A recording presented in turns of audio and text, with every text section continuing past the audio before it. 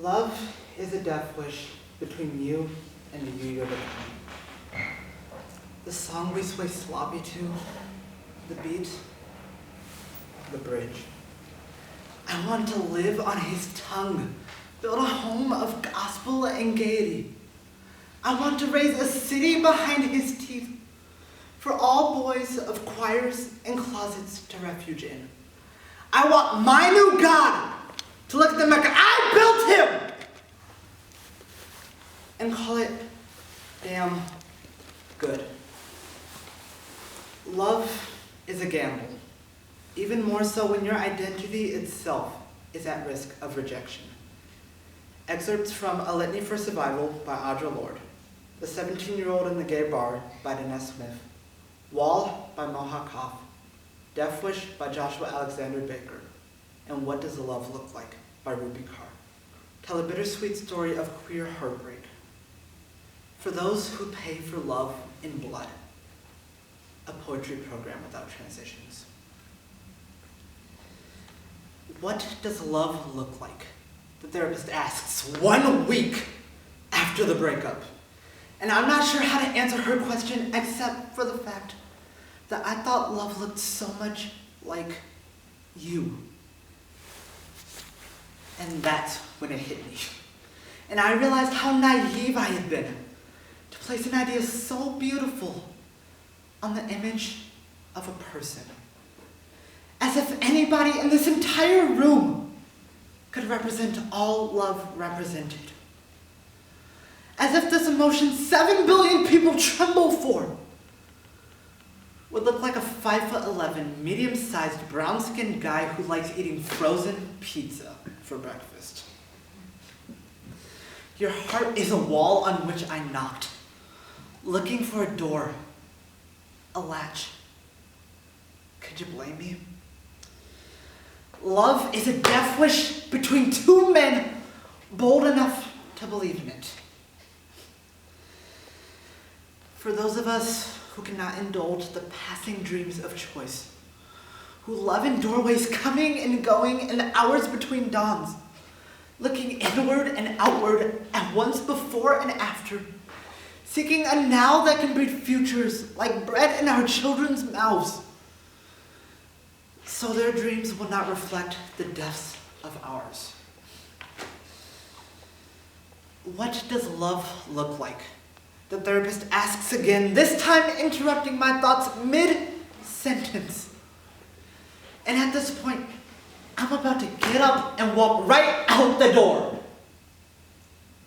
Except, I paid too much money for this hour. So I take a piercing look at her, the way you look at someone when you're about to hand it to them. Lips pursed tightly, prepared to launch into conversation. Eyes digging into theirs, searching for any sign of weakness. Hair being tucked behind their ears, as if you have to physically prepare for a conversation on the philosophies, or rather, the disappointments of what love looks like. Well, I tell her, I don't think love is him anymore. If love was him, he would be here. Wouldn't he? If he was the one for me, wouldn't he be the one sitting across from me right now? If love was him, it would have been simple. I will never admit to him that his love feels like a tease from God. A gift I only deserve as prelude to punishment. Blessed ground to think gay and mean we. I don't think love is him anymore. I repeat. I think love never was. I think I just wanted something. Was ready to give myself to something I believed was bigger than myself. And when I saw someone who probably fit the part, I made it very much my intention to make him my counterpart. And I lost myself to him.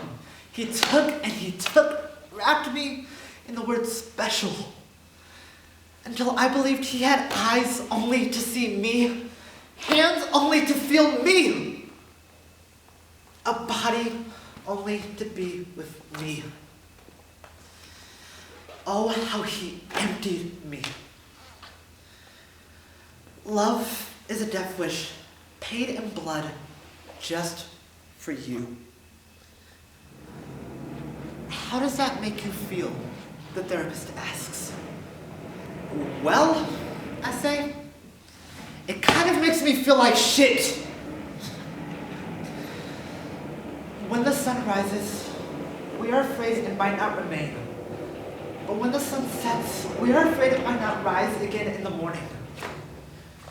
When we are loved, we are afraid that love may vanish. But when we are alone, we are afraid that love may never return.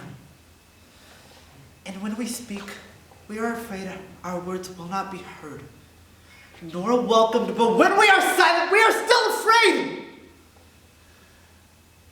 So it is better to speak, remembering we were never meant to survive.